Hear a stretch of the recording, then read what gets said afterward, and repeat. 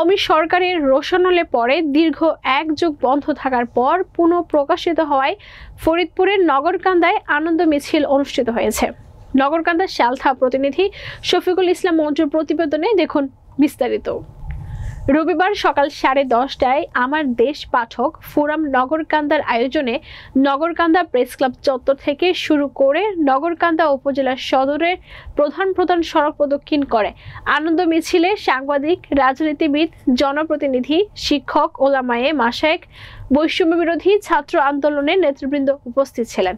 মজলুম সম্পাদক ডক্টর মাহমুদুর রহমানের সম্পাদনায় প্রকাশিত দৈনিক আমার দেশকে স্বাগত জানিয়ে বক্তব্য রাখেন নগরকান্দা প্রেস ক্লাবের সভাপতি শওকত আলী শরীফ, নগরকান্দা উপজেলা বিএনপির সাধারণ সম্পাদক সাইফুর রহমান মুকুল, নগরকান্দা প্রেস ক্লাবের সাধারণ সম্পাদক লিয়াকত হোসেন, ইসলামী ঐক্য জোটের কেন্দ্রীয় কমিটির সদস্য মাওলানা নুরুল আমিন, নগরকান্দা প্রেস ক্লাবের সদস্য শফিকুল ইসলাম মন্টু, রেজুল করিম সেলিম, ছাত্রনেতা আশিকুর রহমান আশিক সহ অনেকে।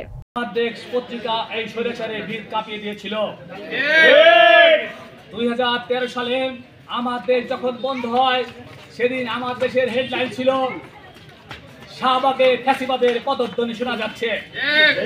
ঠিক আজকে 12 বছর পরে ফিরে এসে আজকের হেডলাইন হয়েছে দিল্লিকে ঢাকা আক্রমণ করতে বলেছিলেন শেখ হাসিনা।